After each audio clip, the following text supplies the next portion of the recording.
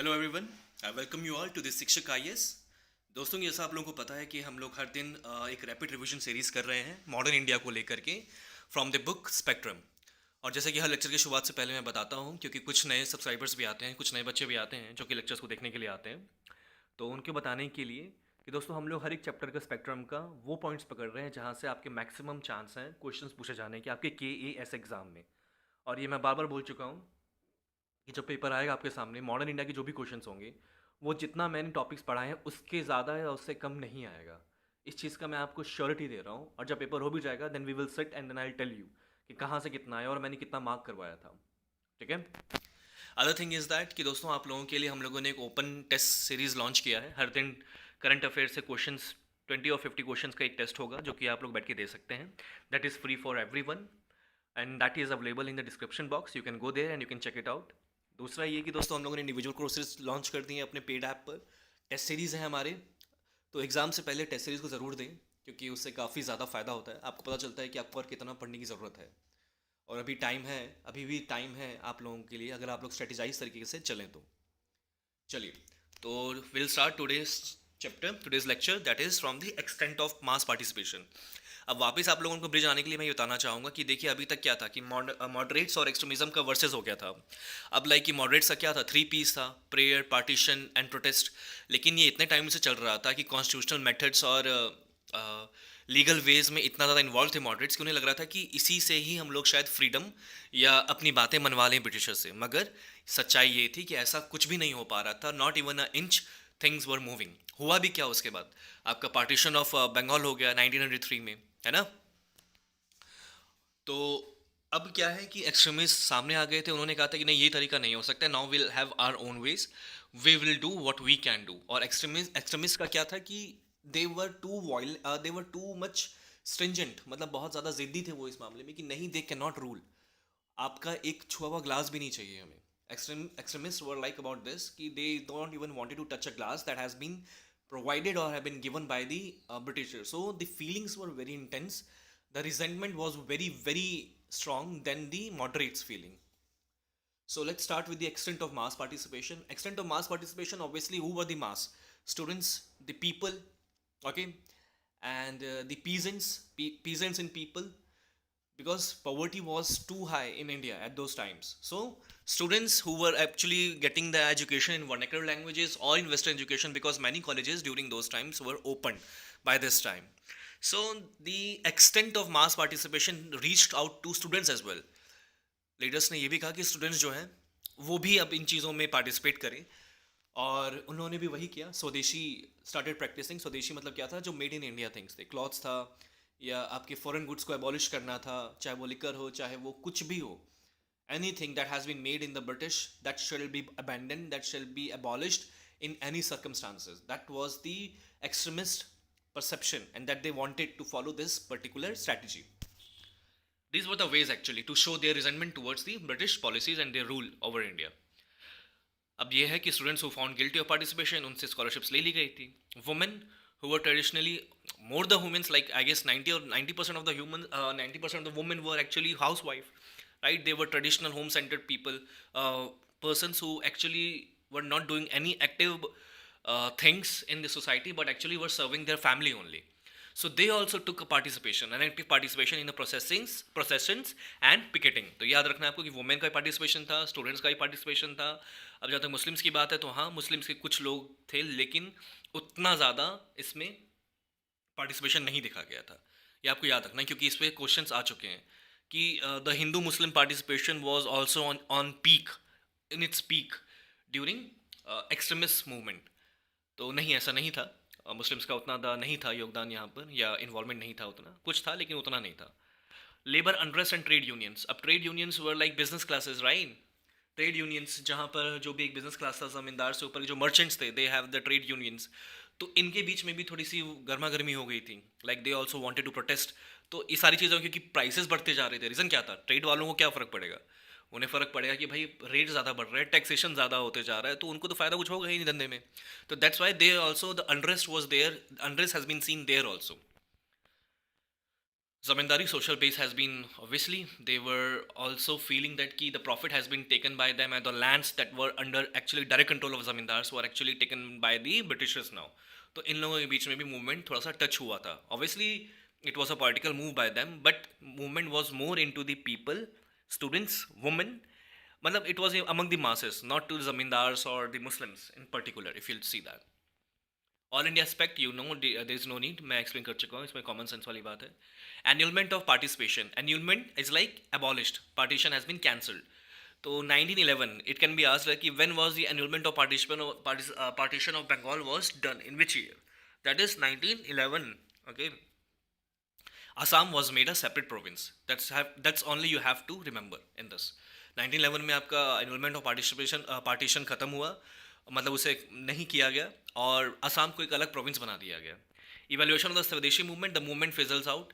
Obviously अब Swadeshi boycott movement में यहाँ पे तो आपके लोगों का सबसे बड़ी बात यह है कि इतना ज़्यादा मास पार्टिसिपेशन हो रहा था, तो ऑब्वियसली रिप्रेशन ऑफ गवर्नमेंट आएगा. लोग गवर्नमेंट जो पुलिस है वो ऑब्वियसली एसोसिएशन होने नहीं देंगे. किस गवर्नमेंट को पसंद है कि उसके खिलाफ बोला जाए, है ना. डेमोक्रेसी तो थी नहीं पहले, freedom of speech and expression थोड़ी था, आर्टिकल 19 थोड़ी ना था उस वक्त. तो आर्टिकल वहाँ पर उस वक्त आपका सेक्शन 124 था, सेडिशियस स्पीच, है ना. उसको बहुत गंदे तरीके से इस्तेमाल किया था इन लोगों ने, जो कि बताया भी है मैंने आपको. तो इट वॉज लाइक कि severe repression by the British government over the Indians for their associations, political moves and their thoughts and process against the British government. और इन लोगों को ये पसंद नहीं था. तो फिजल्स आउट मतलब कि रुक गया, किस तरह से दब गया. बहुतों को जेल में उठा के डाल दिया, बहुतों को इतना मारा कि मर ही गए कुछ. तो ये हिसाब हो गया. ठीक है, चलिए. सूरत स्प्लिट हुआ आपका फाइनली कांग्रेस सेशन, जो मैंने बताया कि you have to remember every Congress session because questions वहाँ से बहुत ज़्यादा पूछे जाते हैं. तो सूरत स्प्लिट हैपेंड इन 1907. ठीक है, 1907 में सूरत स्प्लिट हुआ. किसके बीच में हुआ? That was like between extremist and the moderates. ठीक है. Non cooperation, passive resistance remain mere ideas. Non cooperation, अब देखिए, students are not going to universities, women are not participating or not even purchasing the items that have been food items, right, home articles that have been made by the Britishers. So एक तरह से क्या हुआ, एक non cooperation ही हुआ. I won't cooperate. Government services people have been asked like यार आप जॉब मत करो, लेकिन अभी ये नहीं पूछा गया था. ठीक है, अभी गवर्नमेंट सर्विसेज तक वाले पहुंचे नहीं गए थे. अभी स्टूडेंट्स का और अभी वुमेन का, मासेस का चल रहा था. ठीक है. मूवमेंट अ टर्निंग पॉइंट, इसमें ज़्यादा कुछ है नहीं. लीप फॉरवर्ड एक ये हुआ कि आपका इनके बीच में वर्कर्स जो थे, है ना, ट्रेड यूनियंस के, they were stop doing trading with the Britishers. तो दिक्कत तो होगी, रिजल्टमेंट तो क्रिएट हो गई. पता तो चल ही लग गया था ब्रिटिशर्स को कि यार अभी लोग बर्दाश्त से बाहर हो रही हैं इन लोगों की बातें. ठीक है. तो region of the movement was not confined but encompass like art, literature, science, industry, यहाँ तक चीज़ें जा चुकी थी. आर्ट में कौन सा, मैंने आपको एक नाम बताया था, आपको आर्ट में मैंने एक नाम बताया था जिन्होंने कॉन्स्टिट्यूशन का कैलीग्राफी में अपने राइटिंग से लिखा था. ठीक है, अभिंद्रनाथ टैगोर, याद रखिएगा उस नाम को. चलिए, अब देखिए यहाँ से एक डिफरेंस है जो कि क्रिएट किया हुआ है मॉडरेट्स और एक्सट्रीमिस्ट. पॉइंट बाय पॉइंट देख लेते हैं क्योंकि ये इंपॉर्टेंट है समझना आप लोगों के लिए. मॉडरेट्स, सोशल बेस, जमींदार एंड अपर मिडिल क्लासेस. तो मॉडरेट्स कौन थे भाई? मैंने आपको पहले बताया था कि बहुत पढ़े लिखे थे, रिच क्लास था ये एक तरीके से. तो जमींदार जो थे और अपर मिडिल क्लास थे, ये मॉडरेट्स थे. बेसिकली मॉडरेट्स का जो ऑरिजिन था वो यही था. एक्सट्रीमिस्ट कौन थे भाई? Educated middle class and lower middle class in towns. Educated थे लेकिन मिडिल क्लास में और लोअर मिडिल क्लास वाले एक्सट्रीमिस्ट कहलाते थे. आइडियोलॉजिकल इंस्पिरेशन क्या थी भाई मॉडरेट्स की? भाई western liberal thought and European history को सपोर्ट करते थे वो लोग. लेकिन जो एक्सट्रीमिस्ट थे, इनके लिए Indian culture, Indian history, culture, heritage जो था, ये ज़्यादा इंपॉर्टेंट था बजाय वेस्टर्न लिबरल थॉट के. तो अपने आप समझिएगा आपके एक्सट्रीमिस्ट जो थे वो इंडियंस की चीज़ों को लेकर ज़्यादा थे. क्यों? स्वराज किसने बोला था? तो एक्सट्रीमिस्ट. तो भाई स्वराज क्या मतलब? Made in India. तो ये समझना बहुत कॉमन सेंस की आइडियोलॉजिकल इंस्पिरेशन भी तो भाई इन लोगों की फिर इंडियन हिस्ट्री से ही होगी, Indian history, Indian culture, Indian tradition से ही होगा. ठीक है. इन लोगों ने मॉडरेट्स हमेशा इंग्लैंड की प्रोविडेंशियल मिशन को बिलीव करते थे, वहाँ के गवर्नमेंट को, वहाँ के तौर तरीकों को. एक्सट्रीमिस्ट जो थे, दे वर लाइक प्रोविडेंशियल मिशन जो थ्योरी है, एक इल्यूजन है. मॉडरेट्स का ये था कि भाई इंग्लैंड जो है वो अगर रूल कर रहा है इंडिया में तो धीरे धीरे इंप्रूवमेंट करेगा. एक्सट्रीमिस्ट का था नहीं, ये बेवकूफ़ बना रहा है, ऐसा कुछ भी नहीं, इल्यूजन है ये. ठीक है. इनको लगता था मॉडरेट्स को कि भाई पॉलिटिकल कनेक्शंस बनाना ब्रिटेन से हमारा फ़ायदा करेगा, इंडिया का फ़ायदा करेगा. इन्हें था कि कोई बनाने का कोई फ़ायदा ही नहीं और एक्सप्लॉयटेशन रहेगा और एक्सप्लॉयटेशन बढ़ेगा, क्योंकि आप और पावर देंगे ना और वल्नरेबल बनेंगे, आप दब जाएंगे आप कुछ चीज़ों में आकर के, रिस्पॉन्सिबिलिटीज़ में आकर के. Moderates always profess royalty to the British crown, they never thought of doing that. Extremist. ठीक है. Movement should be limited to middle class intelligentsia. सबसे बड़ी प्रॉब्लम ये थी मॉडरेट्स के बीच में यार कि ये लोगों ने ना एक्सटेंड टू मास पार्टिसिपेशन लोग जा ही नहीं पाए. इन्हें वो लगता था कि यार जो इंटेलिजेंशिया है ना उसी के बीच में रहे. मिडिल क्लास जो इंटेलिजेंशिया है, एजुकेटेड मिडिल क्लास जो है उन तक रहे, वही लोग चीज़ें चेंज कर पाएंगे। मास पार्टिसिपेशन की उतनी ज़रूरत नहीं, ये पॉइंट याद रखिएगा, कितनी बड़ी बेवकूफ़ी वाली बात थी ये याद रखिएगा। लेकिन एक्सट्रीमिस्ट जो थे, दे हैड इमेंस फेथ, इन्हें बहुत भरोसा था कि भाई जब तक सेक्रीफाइसेस नहीं होंगे, मतलब मास पार्टिसिपेशन चाहिए, इतनी करोड़ जनता है, अगर उनको तब तक आइडिया पहुंच जाएगी नेशनलिज्म क्या है, तो बहुत कुछ हो सकता है। ठीक है, इनको कॉन्स्टिट्यूशन वे चाहिए थे, बता चुका हूँ, इनको स्वराज चाहिए था। ठीक है, कॉन्स्टिट्यूशनल मैटर्स बता चुका हूँ, बस वही है, passive resistance to achieve their objects. And ये था कि भाई ये सेक्रीफाइस करने को तैयार थे एक्सट्रीमिस्ट, बट जो आपके मॉडरेट्स थे, इन्हें सेक्रीफाइस नहीं, दे साइड लाइक कि भाई इजी वे में करते हैं, बट दे वर लाइक कि मोर विजिलेंट वे एक्सट्रीमिस्ट। ठीक है, moderate methods give way to extremist mode. देखिए, अब देखिए, moderate methods give way to extremist mode, इसका मतलब क्या है कि जो एक बेसिकली एक एक्सट्रीमिज्म का जो एक तरीका चल रहा था, जो एक्सट्रीमिस्ट जो थे उनका तरीका जो था, उनका एक स्टाइल जो था, उनका जो way of approaching towards British government, या way of resentment towards against British government, वो मॉडरेट्स को बिल्कुल पसंद नहीं आ रहा था। ठीक है, दूसरी बात ये कि स्वदेशी और बॉयकॉट मूवमेंट जो थे, वो ऑल इंडिया लेवल पर ना, पैन इंडिया पर हो नहीं पा रहे थे, पहुंच नहीं पा रही थी उन चीज़ों की, मॉडरेट्स के बारे में, और एक्सट्रीमिस्ट की बात कर रहा हूँ मैं। ठीक है, तो दोनों को ये लग रहा था कि भाई आइडियाज़ पहुंच नहीं पा रहे हैं, और ये खासकर मॉडरेट्स को लग रहा था। लेकिन उसके बाद एक्सट्रीमिस्ट आए, तो एक्सट्रीमिस्ट का क्या था कि मास पार्टिसिपेशन थोड़ा ज़्यादा होने लग गया था। एटलीस्ट इतना जानते हैं आप कि मॉडरेट से ज़्यादा तो मास पार्टिसिपेशन एक्सट्रीमिस्ट के कहने पर ज़्यादा हुआ ही था, मोटिवेट ज़्यादा किया था लोगों ने, इंस्पायर ज़्यादा किया था लोगों को। तो अब मॉडरेट्स को समझ आने लग गया था यार कि हमारे वे जो है ना, हमारा जो तरीका है, शायद वो सही नहीं है, क्योंकि वो इतनी जनता को अट्रैक्ट ही नहीं कर पा रहा है। ठीक है, अब तिलक साहब जो थे, बाल गंगाधर तिलक जो थे, इनके लिए स्वराज मतलब था सेल्फ गवर्नमेंट, बता चुका हूँ। लेकिन कुछ के लिए देखिए, स्वराज का अपने आप में मतलब बहुत लोगों के लिए डिफर करता था। हर किसी के लिए एक मतलब नहीं था स्वराज का। किसी के लिए था सेल्फ गवर्नमेंट, किसी के लिए था कंप्लीट इंडिपेंडेंस, किसी के लिए था कि इंडिपेंडेंस अंडर ब्रिटिश, किसी के लिए था कि independence from the British feeling. तो बड़ा ही अलग अलग तरीके से इसका मीनिंग निकाला गया था। तो ये पूछा नहीं जाएगा आपसे कि फॉर तिलक स्वराज मीन्स ये सब कुछ नहीं, और आया भी तो बड़ा ही कॉमन सेंस में आपका स्टेटमेंट आएगा, जो कि बड़े आराम से आप क्वेश्चन अटेम्प्ट कर पाएंगे। चलिए, गणपति एंड शिवाजी फेस्टिवल्स में बता ही चुका हूँ। ये आपके जो तिलक साहब जो हैं, ये करवाते थे क्योंकि इंडियन कल्चर पे बिलीव था, एक्सट्रीमिस्ट थे, और इनको एंटी काउ किलिंग कैंपेन्स भी चलाया गया था, उस वक्त नेशनल फेस्टिवल भी चलाया गया था। अब एंटी काउ किलिंग जो है, ये आपका किस में इन्वॉल्व है, कौन से कॉन्स्टिट्यूशन के आर्टिकल में इन्वॉल्व है, ये याद करिएगा, ये आपके DPSPs में, डायरेक्टिव प्रिंसिपल स्टेट्स पॉलिसी, उसमें इन्वॉल्व है ये। ठीक है, चलिए, सूरत स्प्लिट हुआ 1907 में, बता चुका हूँ मैं आपको, कांग्रेस में सूरत स्प्लिट हुआ था 1907, ये याद रखिएगा। 1907 में सूरत में कांग्रेस सेशन हो रहा था, जहाँ पर स्प्लिट हो गया था एक्सट्रीमिस्ट और मॉडरेट्स के बीच में। रीज़न क्या था कि भाई एक्सट्रीमिस्ट चाहते थे कि बंगाल से पूरे इंडिया तक पहुँचे स्वदेशी मूवमेंट और बॉयकॉट मूवमेंट, लोगों लोगों तक, गाँव तक जाए ये बात। मॉडरेट्स नहीं चाहते थे ऐसा, उनको था कि नहीं यार ऐसा ना हो। अब पता नहीं क्यों ऐसा, मुझे नहीं पता फॉर व्हाट रीज़न दे थे, लेकिन ये बेवकूफ़ी थी मॉडरेट्स की उस टाइम पर। सबको इन्वॉल्व करोगे तभी तो कुछ हो पाएगा यार, इंटीग्रिटी पावर जो बढ़ेगी वो तभी तो बनेंगे यार, सबके सब लोग इन्वॉल्व हैं। और सोचिए कितनी ज़्यादा ताकत थी इंडिया में, अगर सारे लोग एक साथ इंटीग्रेट हो गए होते तो कब का चला जा चुका होता, ब्रिटिश गवर्नमेंट निकल चुका होता यहाँ से। ठीक है, यहाँ पर वो चाहते थे कि government service, law, courts, legislative council सब बॉयकॉट हो, जितने भी इंडियंस जहाँ जहाँ काम कर रहे हो सब बॉयकॉट करो। फाइनली एंड में जाके देखिएगा आप, तो यही हुआ था। आपके नॉन कॉपरेशन मूवमेंट ये हुआ था, खिलाफत मूवमेंट में ये हुआ था, क्विट इंडिया मूवमेंट में यही हुआ था, जहाँ पर गांधी ने ओपनली बोल दिया था डू एंड डाई। ठीक है, leave everything. The ones who are in the police, local police, the Indians in the local police do not hit or do not fire a bullet to an Indian. ठीक है, sure, यही लिखा हुआ है यहाँ पर। ठीक है, एक्सट्रीमिस्ट वांटेड इधर तिलक और राजपाट। एक और रीज़न था कि सूरत सेशन में क्या हुआ था कि एक्सट्रीमिस्ट वांटेड कि या तो तिलक साहब या तो लाजपत राय, लाला लाजपत राय साहब, इन दोनों में से कोई एक प्रेसिडेंट बने।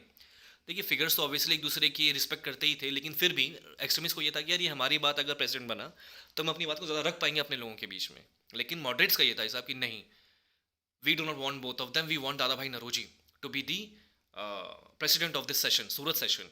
और Dadabhai Naoroji was respected by everyone, तो he became the president of the Indian National Congress during 1907 Surat session. ठीक है, उसी टाइम पे आपका INC का गोल डिफाइन किया गया था, दैट इज स्वराज्य और सेल्फ गवर्नमेंट।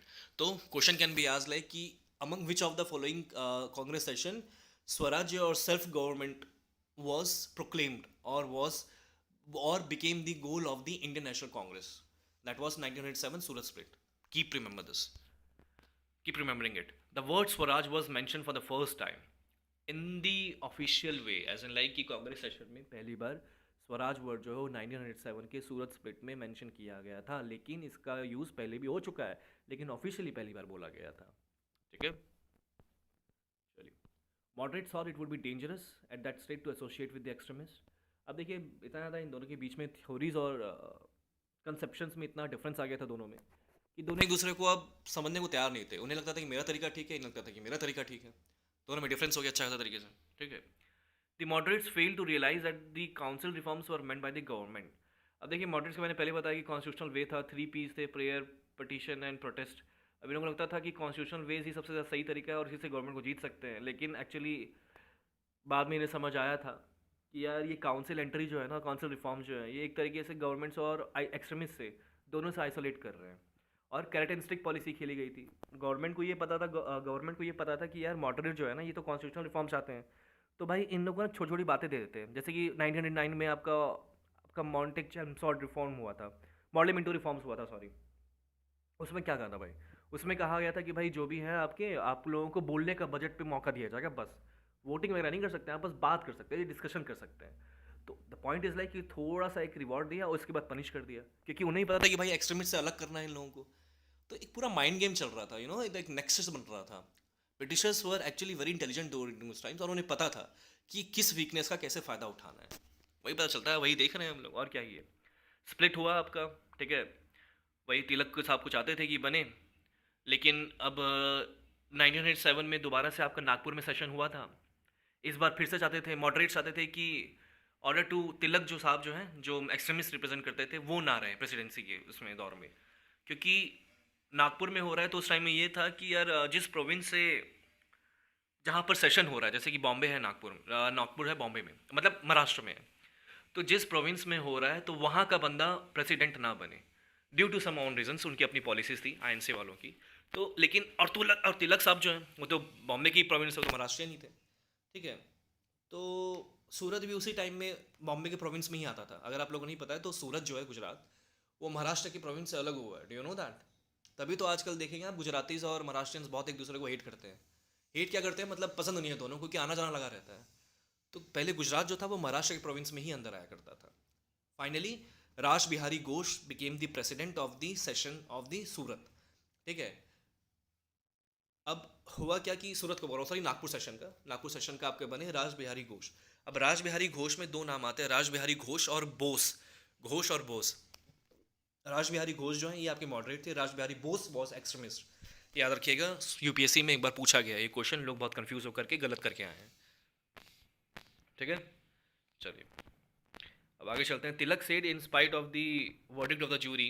मतलब इन सेंटेंसेस से ना पता चल सकते हो कि इंसान पे बीत क्या रही थी, लीडर्स पे जो थे हमारे आईएनसी के, उनके दिमाग में चल क्या रहा था, what were the suffering that they were going through, कि आपस में ही इंटीग्रेशन नहीं रहा है इन लोगों का, कोई इंटेग्रिटी नहीं रही. एक पॉलिटिकल नेक्सचर चल रहा है यार, आप खुद देखो ना.